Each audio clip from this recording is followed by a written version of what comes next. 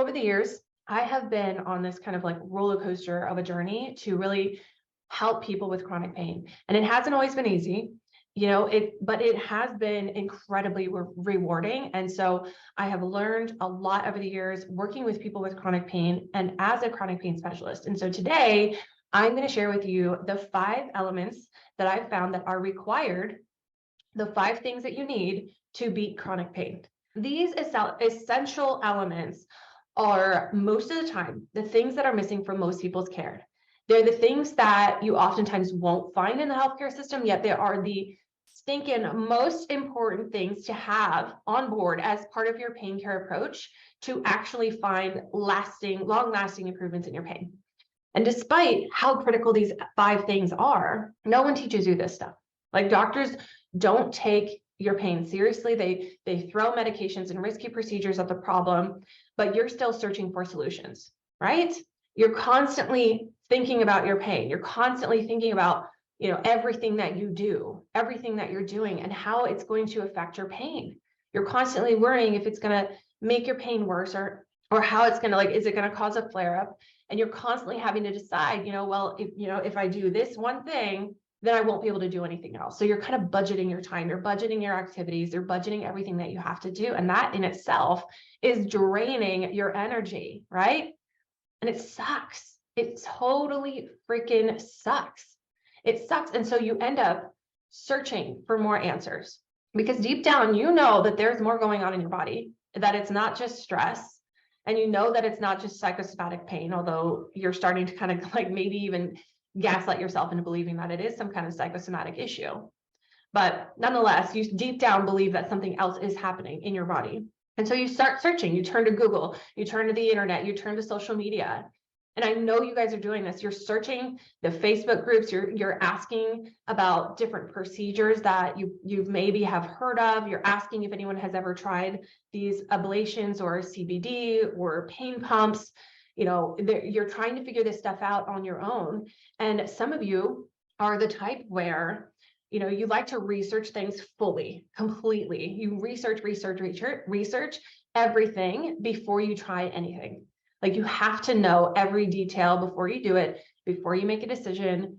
So you spend so much of your time researching and looking for information because you have to have all the information before you get started. So some of you are like that. And then some of you are the type where you like to try some new things here and there. Like, you're more of the type who likes to do a lot more of the dabbling, right? So you're not really ever completely fully getting committed to one thing because you're always trying something new, right? Every week you've got some new gadget that's getting delivered to your house that you found on Amazon, or you've got a stack of books that you plan to read but never really get past the first chapter. You're probably part of several different pain groups on the internet, on Facebook, and you'll try just about everything and anything, but never really fully dive in 100%.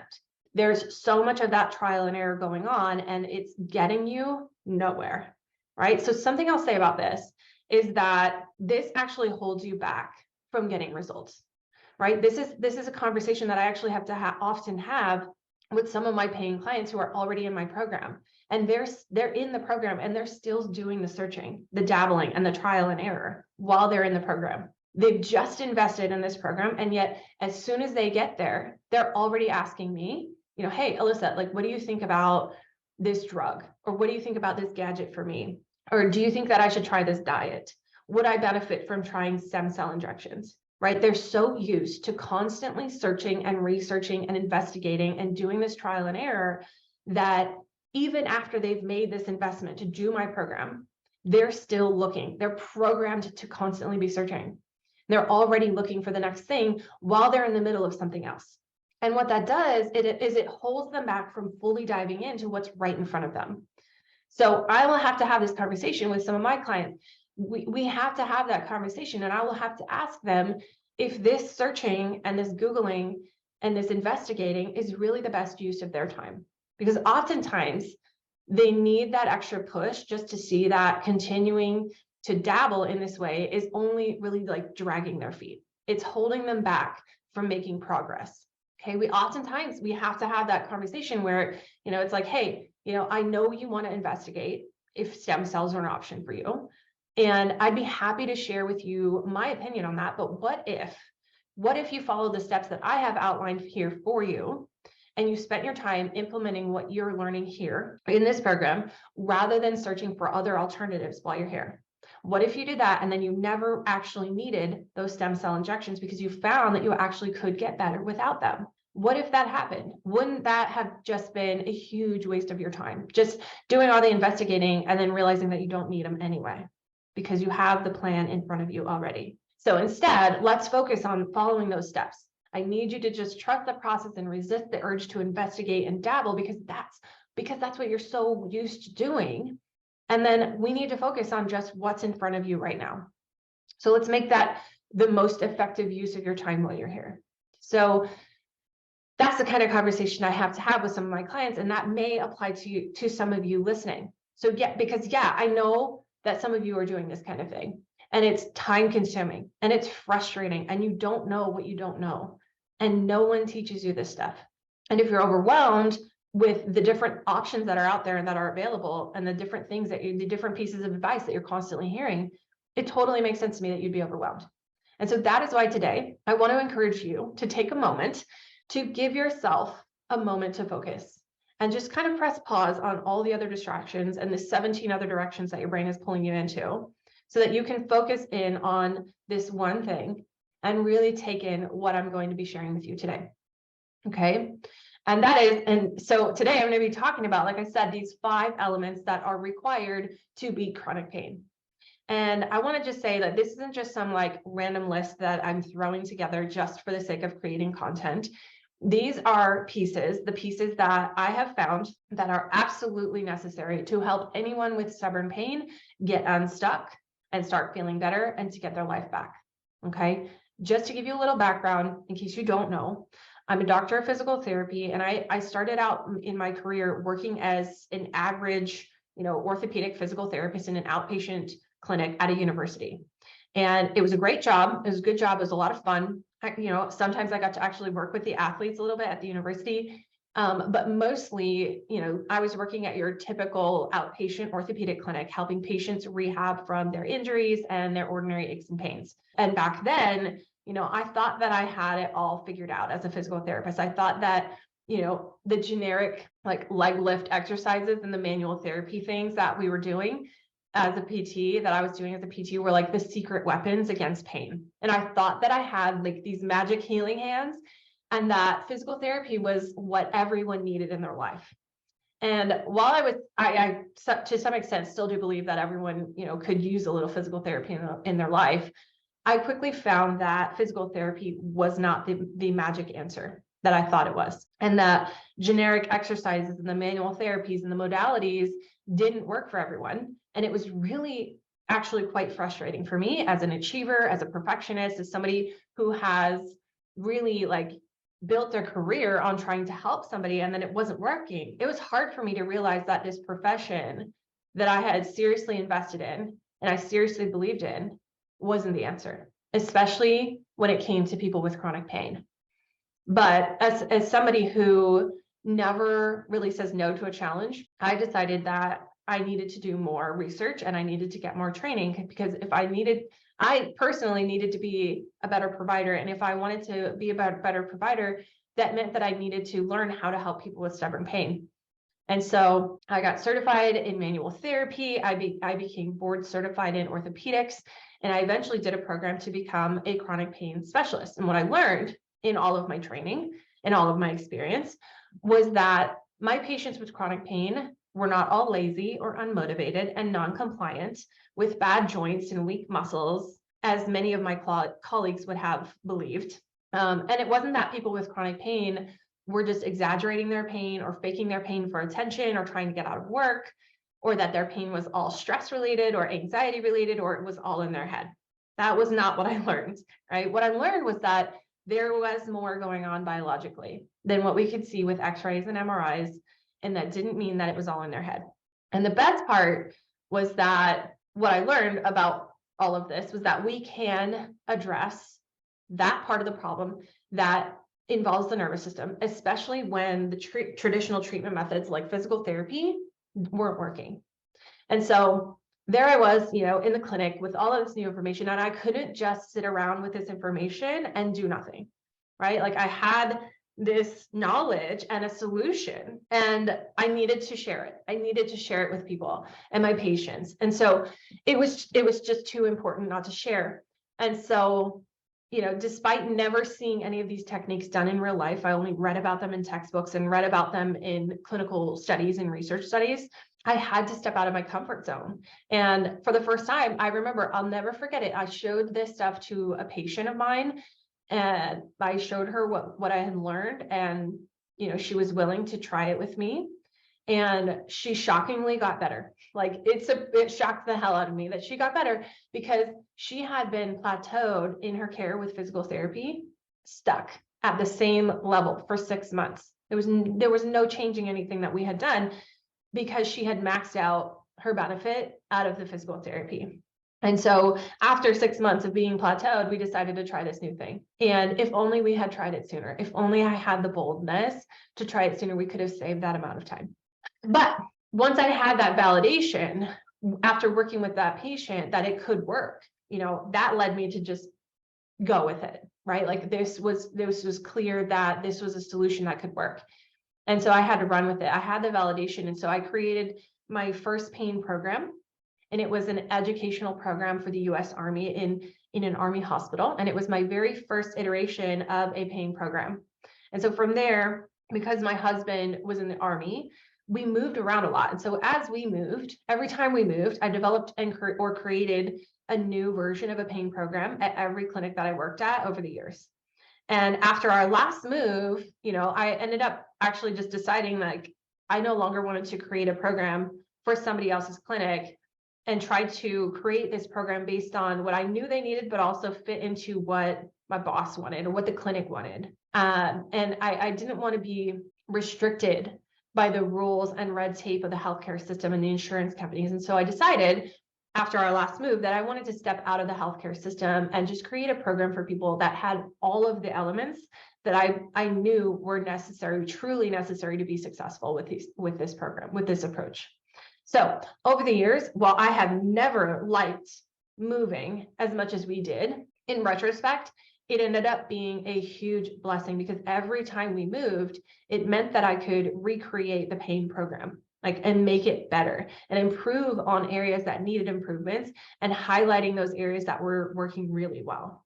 And because I've had this unique experience and I've been able to create multiple pain programs, I can tell you that I have really been able to figure out the exact elements that are absolutely necessary to include in your pain care approach. And I can say this because I have literally had to figure this all out for myself. I have seen what works and what doesn't work. And I've seen people try and do this process with one or two of these elements and not be successful, right? So what is necessary to beat chronic pain? Well, it boils down to 5 key elements, all right?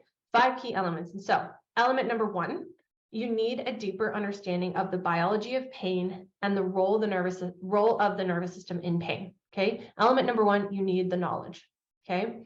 I've had lots of conversations over the years with people who have chronic pain, and I can tell you, based on those conversations and based on what I know about the medical system, you have been misinformed about what's going on in your body, and or you haven't been informed at all, okay?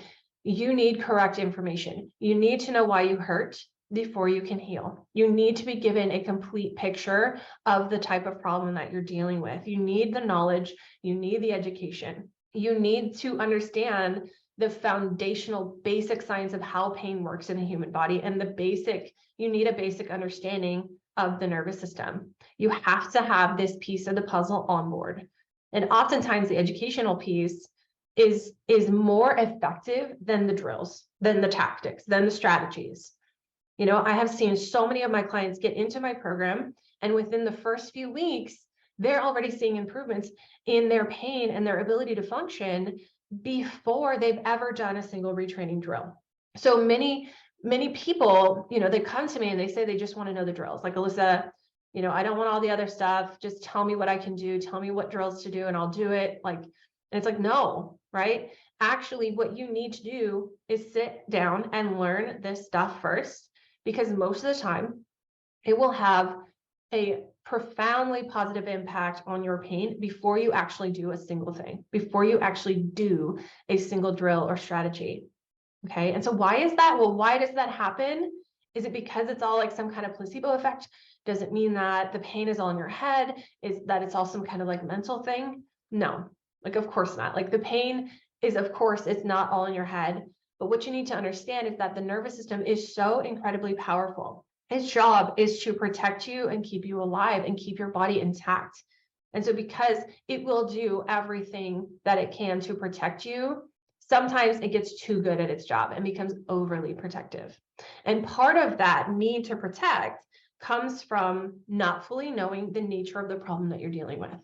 Okay, so for example, you may have some pain that can't be fully explained by what your doctors have found on your X-ray or your MRI. And so you've never really fully gotten a good explanation for why you have all this pain. Or maybe you've gotten a whole bunch of different explanations, like every doctor and every specialist and every physical therapist and every guru online has a different explanation for why you hurt. And when we have all this conflicting information, it just sends you spinning, right? There's no clear explanation for why you hurt. So your body, or rather your nervous system, does what it does best. It protects you. It says, you know what, since we don't know what we're really dealing with, we don't really know what's going on here. That means that anything and everything could be dangerous. If we don't know what kind of problem we're actually dealing with, we don't really know what's safe and what's not safe. And we really don't know what's good for us and what's not good for us. So the nervous system ramps up its defense mechanisms to protect you because anything and everything could be bad. But the beautiful part about all this is that when we provide more information about the problem by filling in these knowledge gaps and providing information about what's really going on biologically, some of the mystery kind of melts away. It demystifies pain and it demystifies the problem that you're dealing with, takes it out of the shadows and brings it into light. And thus the nervous system ends up having less that it needs to protect you from, right? It now has a better understanding of the nature of the problem and what is safe and what is not safe. And it can actually kind of lower its defense mechanisms, okay? So learning the neuroscience of pain actually has an influence on the activity in our nervous system. And I know how crazy that sounds. Like, you know, how can learning something actually change the activity in our nervous system? But without really going into, you know, the detailed science of all of it, what you need to understand is that the activity of our nervous system is not just influenced by our genetics and by having physical injuries. It's also influenced by other internal and external variables as well, like our thoughts and beliefs, our memories, the environment around us, and our current circumstances. And if it didn't do that, if it didn't adapt, if it didn't constantly change and adapt itself based on our thoughts and beliefs, our environments, etc., we wouldn't be very good at surviving, right? We wouldn't be able to adapt to changes in our world when new threats are introduced, right? You know, you can kind of look at it this way. Like imagine if you had no idea what a spider was, as if that was possible, but imagine, and then one day you just got bit by a spider. Now, normally, you would learn that spiders have a venomous bite, and you'd learn to become more kind of jumpy and reactive at the sight of a spider after you've gotten bitten. And you could kind of think of that as like, that is our nervous system learning for you as a means to survive. It's a survival mechanism. The nervous system learns and adapts and changes based on things that you encounter. But now, if you can imagine, you know, if you've never learned, you got bit by the spider, but you never learned that these spiders had these venomous bites, it doesn't make a whole lot of sense for our survival, right? For you to get bit by a spider, but then never change the way that you react or act around spiders doesn't make a whole lot of sense for our survival. So, as a part of our survival strategy, our nervous system is always adapting and changing based on our thoughts, beliefs, and memories and experiences and all of that. And we can use that to our advantage when we're trying to address chronic pain. Now, again, I know this sounds crazy, but learning about the biology of pain actually works to reduce pain on its own. Just learning about pain reduces pain because our knowledge and our understanding can actually influence what is going on in our nervous system. And not only that, having the knowledge of the biology of pain and the role of the nervous system, the role the nervous system plays in all of this, you know, puzzle, it gives you more clarity about the pain problem, and it allows you to be more intentional and effective in your pain care approach. And so that is why in the chronic pain breakup method, we really dive into the science of what's going on in your nervous system so that you know why all of this is happening, why your body is so sensitive, why you have so much pain. And that way you and your body have a deeper understanding, right? Knowledge is power. Knowledge is healing. And so, yes, in order for you to beat chronic pain, you need a deeper understanding of the nervous system and the role it plays in your pain problem. And that is why this is the first element that I'm sharing today on this list of 5 essential elements that you absolutely need to beat stubborn pain. Okay? Is this making sense? Are you getting this? Like, are you ready for the second essential element? Now, the second essential element you need that I've found that you absolutely need to beat chronic pain, regardless of where your pain is at or how long you've had it. The second element that you need is a daily practice of simple nervous system retraining drills and strategies. Okay, without addressing the nervous system, we're going to let a huge part of the problem go unsolved. Okay, so what do you need to address the nervous system? Well, the answer isn't a simple drill or strategy. The answer is a whole system. It's a whole system. So I mentioned that the nervous system changes and adapts, and it adapts as a means to help us survive, but those changes can become maladaptive and thus make our pain worse. But because our nervous system is constantly adapting, we can influence the activity in the nervous system to essentially change it back. Now, here's really what the key is. There's not just like one change that happens that's doing this in the nervous system. We now know of several different changes that happen in the nervous system that need to be addressed. Each of them needs to be addressed. And that means that we need a different strategy or a different drill or a different approach to help us address each of those changes. We need a different drill to address each change that happens in the nervous system strategically. And so in order to retrain your nervous system, you're going to need drills that help you address the peripheral nervous system, that essentially retrain the nerves in your body to make them less reactive. And we can do that with what I like to call bottom-up drills, because they help to retrain your nervous system from the bottom up. And then you're going to need drills that help you to address the central nervous system changes as well. That includes the brain and the spinal cord.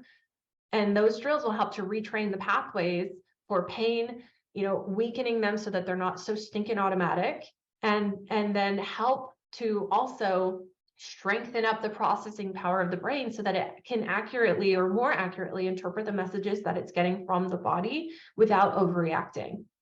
And we can do that with what I like to call these top-down drills, top-down nervous system retraining drills, because they can help you retrain the nervous system from the top down. And one point that I want to make sure that you understand here, because I mentioned that the brain's processing power is part of this problem, and the brain's ability to more accurately process information from the body is affected. That doesn't mean that this is a problem of your mind. It's not a thinking problem, because this is the kind of thing that happens outside of our conscious control. This processing of information happens in the deeper parts of our brain, the caveman parts of our brain. So it's not within your conscious control or your conscious awareness. And that's why it's kind of silly for us to think that, you can just talk yourself out of pain. That may work to some extent for some people, but in the end, you're gaslighting yourself, and you're telling yourself that you're not in pain, or that the pain that you feel isn't really that real, and that doing that may actually end up ramping up your nervous system's defense mechanisms even more, because you're telling your body, I don't want to listen to you. Like, what you're saying isn't valid. And what it's going to do is just yell louder. So you need some retraining drills that help retrain your nervous system from the bottom up and from the top down. And then you're also going to want to make sure that you're doing what you can at all times by not pushing through pain or into pain. And then at the same time, not completely avoiding things that have caused pain in the past. Okay, you do this with pacing. Okay, pacing is a really important strategy for the nervous system. It's a really important element for nervous system retraining, because it allows you to do the more pain-provoking activities without provoking pain. Okay, so you can get stronger physically and build up your physical endurance, but also at the same time, weaken those automatic pain pathways, reduce the reactivity of the nervous system, teach the brain that those activities can be done safely without pain, and then strengthen the processing power, the processing ability of the brain. All right. So you need these nervous system retraining elements, the bottom-up techniques, the top-down techniques, and pacing. And so that is element number 2. Okay. Number 3, or the third element that's required to beat pain, is you need a step-by-step plan in place that actually addresses how to retrain each individual change that happens in the nervous system one at a time. You need a strategic plan. Okay, you need to know what to focus on, what steps to take, what order to take those steps in, and a solid framework that's easy to implement consistently. Otherwise, it will never work. You need a plan that is adaptable for your good days and for your bad days, and when shit hits the fan, in a plan that can change with you as you grow and you progress and you get better, right? You need a plan that tells you what to do and why, so you never have to wonder, what should I do? What can I do to prevent or manage my pain? You need a plan and a system that includes what to do when you start feeling better and how to progress in your plan when things don't go well, and tells you exactly what to do when the pain flares. And then that plan needs to stand the test of daily life. It needs to be something that you can put into practice consistently in your everyday life, which means that it can't be too time consuming. It can't be too hard. It has to be something that you can do every single day without a struggle. And it has to be adaptable, right? Because every day is not exactly the same. This isn't Groundhog Day, right? So you need to be able to adapt your plan. Because think about it, what do you do when you want to travel? What do you do during the holidays? What do you do when you have a really big stressful life event or life changes that have things like having a baby, right? What do you do when you get a new job or when you move or you have a death in the family, or all of a sudden you need to start taking care of an elderly parent or a family member? And then what do you do when your routines change? Because our lives are constantly changing. Everyone is going through these seasons of life. And so our schedules change. Nothing remains constant. So how do we navigate those changes? Your pain care plan has to be adaptable and easy to follow so that you don't fall off the wagon when life throws you these curveballs. But also your plan has to show you exactly what you can do during those situations and navigate them without experiencing huge setbacks and flare-ups. And then having that step-by-step plan also takes out the decision fatigue. Because when it's planned out in advance, you have that framework, you have that plan, you have a strategy, it becomes routine. And routines are far easier to maintain than having to decide every single day. We can't rely on motivation and willpower. We can't rely on our deciding every day and trusting our emotions and trusting that we have the willpower and the energy to get through. But we can rely on systems and routines. Okay. What's happening right now is you probably don't have a plan. And it feels like you're just throwing spaghetti at the wall, and maybe you're researching, and it feels like you're trying to come up with a plan. But let me tell you, what you're doing with all this trial and error, and you're throwing the spaghetti at the wall, what you're doing is implementing new tactics without a plan. When you try to implement new tactics without the system or the framework or the plan, you end up very quickly failing. Something will inevitably throw you off. Life throws you one of its curveballs, because it always does. Or you move into a new season of life and something as simple as a schedule change throws you off completely. And you end up giving up on these new tactics, and you move on and you go right back to where you started. And you end up starting over again by searching and researching again. You're back at that beginning. This is the cycle of starting and stopping that we need to avoid. It's the huge waste of time. A huge waste of time. But not only that, it's a huge waste of hope. Because every time you try something new that doesn't work out, you throw it out like it's trash, like it's garbage, because it didn't work. Just because something doesn't work, when you try a new tactic, it doesn't mean the tactic was bad, or that you are bad, or you failed, or that you're a failure. It means that it wasn't implemented with a plan. And every time you try something that doesn't work out, or you end up getting harder on yourself. You tell yourself that you're a failure. You blame yourself for not being strong enough, or not committed enough, or not regimented enough, or not motivated enough. You beat yourself up over it, and this kind of like self-talk is really toxic for you. It makes you not want to try again. And I'll tell you, we want to avoid this cycle because it's not good for you mentally and it's not good for you physically. And it's not just a waste of your time, it's a waste of your hope. So this is why I'm telling you, one of the 5 essential elements that you need to beat pain is having a plan, right? People ask me all the time to tell me what the drills are. They're so caught up in the details. They get so caught up in all the details and the tactics, and they worry about figuring out what the tactics are. But without a plan, getting caught up in on all these tactics is just distracting you from getting where you really want to go. Okay, you absolutely need a plan. I can't stress that enough. All right. So the 4th essential element that's required to beat chronic pain is that you need an expert. No, you cannot try to figure out this all out on your own. You will fail unless you have a professional that you can ask questions to and get support and accountability from. And I'm not talking about the kind of expert guidance that you get from your doctor who gives you a few generic recommendations like, eat healthy and exercise more, and then sends you out on your way to go figure it out on your own until your next visit. I'm talking about the kind of expert guidance that walks alongside you during every step of the process. You end up spending so much time Googling and reading and watching random videos. You guys are literally, it's like treading water. You'll feel like you're drowning if you don't have someone there to help give you like a floaty and then teach you how to swim. And let me tell you, you may think that your neurologist is the expert in chronic pain. You may think that your surgeon is the expert or that your rheumatologist is the expert in chronic pain. And I can totally see why you would think that. And listen, I get it. You put a lot of trust in your doctors, and you should, because they did a lot of education. They did a lot of training to be able to do what they do. They know a lot. But what I can tell you is even the neurologists and the surgeons and the pain management doctors and rheumatologists don't have this kind of expert understanding of how to address address chronic pain from a nervous system perspective. Now, I know that sounds a little bit crazy. Like, why wouldn't my neurologist know about this stuff? Why wouldn't my neurologist know about the nervous system? But what you need to think about is they are medical doctors, which means that even though they specialized in the nervous system and the nerves, they have a medical solutions. They don't have the education and training or resources or capability to teach you what you can do to address your nervous system naturally.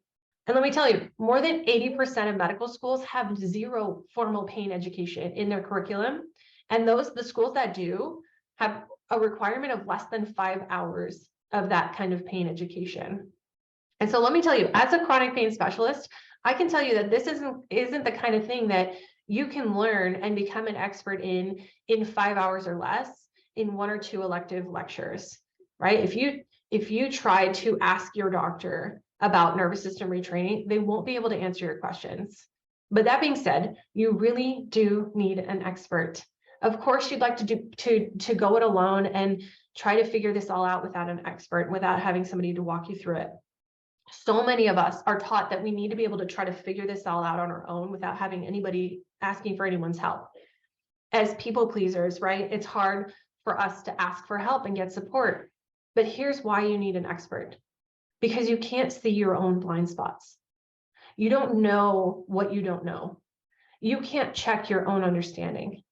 You aren't always going to be able to identify the self-limiting false beliefs that you have that are holding you back. You won't know when you need to modify the plan or how to personalize the approach to fit your unique plan and your pain and your lifestyle and your goals. And you know what? You want to know why you need an expert? Because if this was something that you could figure out just by watching some YouTube videos that demonstrate a few different drills, wouldn't you be better by now? If this was something that you'd have under control after reading a book, wouldn't you be better by now? If this was something that you could fix after kind of going through that curable app, wouldn't you be better by now?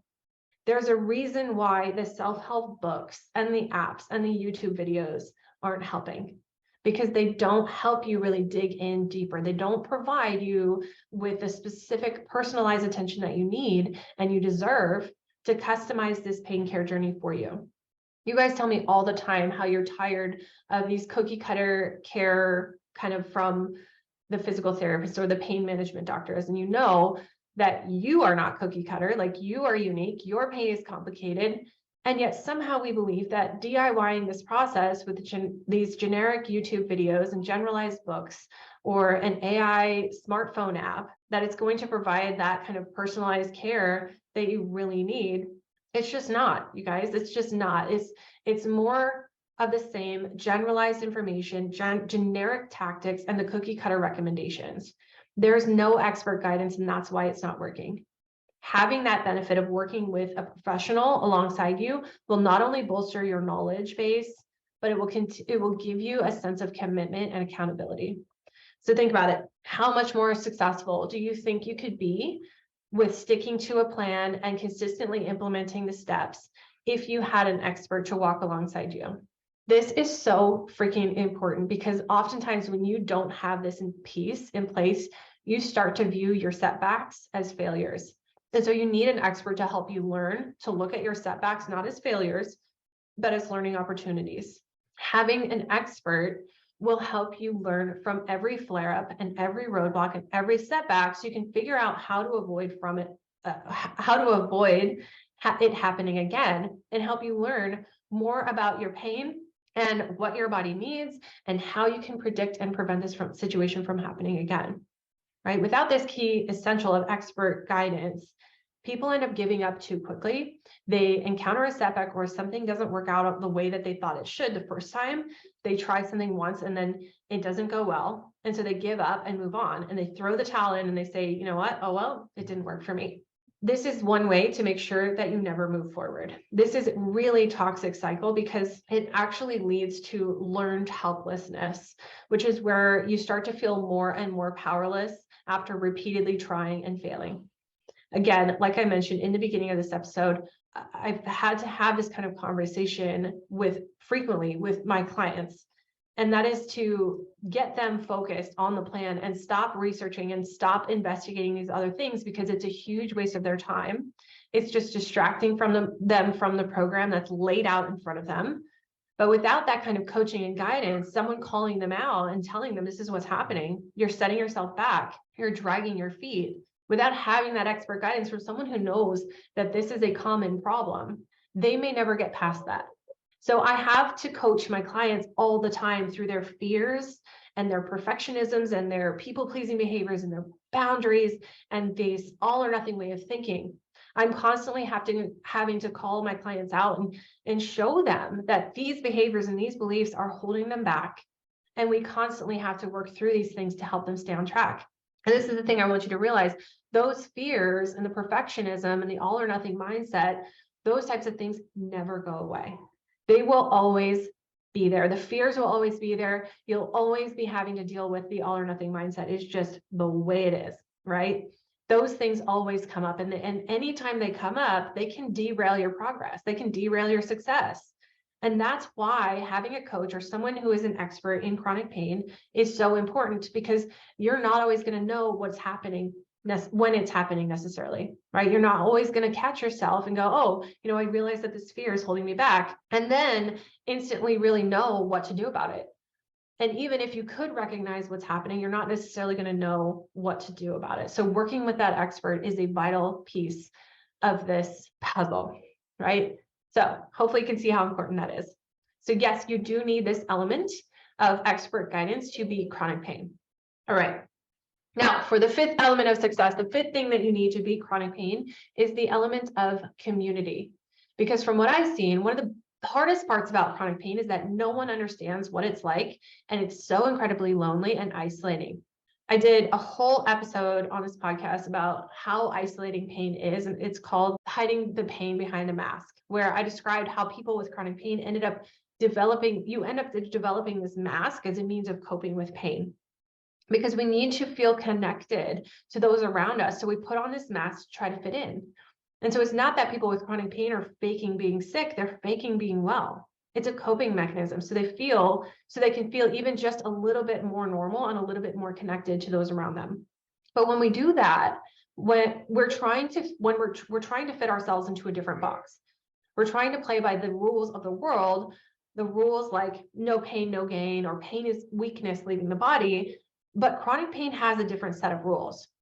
So when you have pain and you put on this mask and pretending every day that things are okay, you push through the pain as a means to try to fit into this cookie cutter box that our society tells us we need to fit into. So the mask is a means to try to fit in. But at the same time, the mask could be holding you back from healing, right? You're pretending to fit in, but you're never actually fitting in. Because humans, we are community creatures. We are meant to live in community. We thrive in community. We need connection. We need to feel understood. We need to feel like we're part of this greater whole and we're not faking it to fit in. That is why having a community of supporters around you is incredibly important. It is so much harder to feel like you're the only one going through this, to feel like no one understands and no one gets it.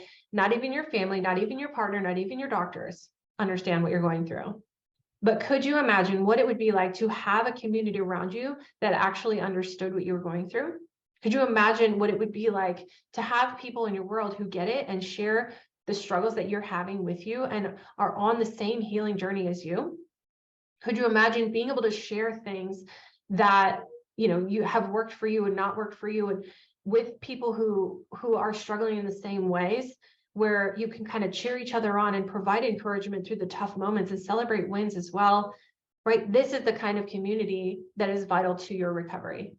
Like, imagine how healing it would feel to be truly seen and understood, how welcoming and restorative it would feel to have that kind of community that fosters healing by supporting you where you are at, instead of telling you that it's not that bad or telling you that it's all in your head, where you're constantly having to fight to hide your pain and your symptoms and put on this mask and constantly push through pain and run yourself dry, right? Human beings are community creatures. We thrive in community. We were not meant to exist in these solitary boxes and struggle alone. So that is why community is a necessary element for success. That is why community is one of the 5 essential elements that you need to beat stubborn pain. Now, I've just shared with you these 5 essential elements that you need to beat stubborn pain. And again, I can tell you that in order to beat stubborn pain, you need all 5 of these elements. And I can say that this because I've developed pain programs across the US, including one for the US Army, and I've seen what works and what doesn't work. I've seen people get too caught up in the details and the tactics and fail because they don't have a plan. I've seen people struggle to make it without the support and the guidance that they really need to thrive through working with an expert and through being in community that fosters growth and healing. I've seen people try to implement retraining drills and exercises without these other pieces in place, and they give up too quickly and they claim that they've tried it and it didn't work for them. And I've seen people try to put things into practice without ever really fully understanding the nature of the problem by gaining a deeper understanding of pain and the biology of pain and the role of the nervous system, only to give up because they don't have the perspective that empowers them to take inspired action. So in order for anyone to beat stubborn pain, all of these elements are the foundational pieces that you need to be successful. Now, let's take a minute and just zoom back out and look at all 5 of these elements. Those 5 elements, one more time, are number 1, gaining a deeper understanding of the biology of pain and the role of the nervous system plays in pain problem. Number 2, a consistent daily practice of nervous system retraining drills and strategies. Number 3, a step-by-step adaptable plan. Number 4, expert guidance. And number 5, community. Now, what I want you to think about for a second, which of these do you think you'd be actually able to find in the healthcare system? And which of these things can you expect to find in the medical system? And really think about that. You might be able to find 1 or 2 of those elements by themselves, but it's never enough, is it? And it sucks. Because the truth is, these elements for success are the exact things that seem to be lacking in our healthcare system. That's because it's a sick care system that's not designed to help people help themselves and support them with natural pain management solutions. And that is exactly why I got out of the clinic in the healthcare industry, because there was way too much insurance red tape and professional restrictions preventing me from providing these elements that people needed to be successful. So now, before I wrap up today, I want to ask you one more question, one more thing to think about. Taking another look at those 5 key elements, if you had to grade each of those elements and rate each element of your pain care from 1 to 10 for each of these elements, what would your scores be? So what I mean by that is looking at the first essential on a scale from 1 to 10, how would you rate your understanding of the biology of pain and the role the nervous system plays in pain? Looking at the second essential on a scale from 1 to 10, how would you score for consistently implementing a daily practice of nervous system retraining drills and strategies? Looking at the third essential on a scale from 1 to 10, how would you rate the quality and adaptability of your pain care plan? Do you even have a plan, right? Looking at the fourth essential on a scale from 1 to 10, how much expert guidance are you getting in your pain care? And then looking at the fifth essential on a scale from 1 to 10, how would you rate your community in its ability to foster healing? The reason I want you to do this exercise isn't because I want you to beat yourself up and make you feel bad about yourself. The reason I want you to do this is because I want you to see that there is so much room for improvement. Because if you scored with if you gave yourself a bunch of 1s on that scale, could you imagine how much more you could improve if you changed all of those 1s to 10s? How much better could things get if you changed everything on those, all of your ratings to 10s? I want you to realize how important these elements are. And I hope to help you see how common it is that we tell ourselves we don't need these elements. And if you're doing that right now, I get it. I know that because I've done that myself. I've tried to do things the hard way and try to figure things out myself the hard way, all on my own, because, I tell myself I'm smart, I'm resourceful, because I don't want to involve other people. I could tell myself, that I don't need support, I don't need community, I don't need guidance. I tell myself that I just need the tactics and I'll figure out the plan as I go. But all that does is prolong the process, and it leads to setbacks and failure and frustration and overwhelm. Now, of course, these are 5 key elements that I built into my program, the Chronic Pain Breakup Method. And if you want to skip over all that trial and error and the paralyzing overwhelm, I would encourage you to check out this program. Okay, it's a proven method that will get you feeling better and help you reclaim your quality of life, and will save you so much time and heartache in the process. I hope you enjoyed this episode, and I would appreciate it if you left me a 5-star review on iTunes. And that's it for this time. Until the next one. Bye, guys.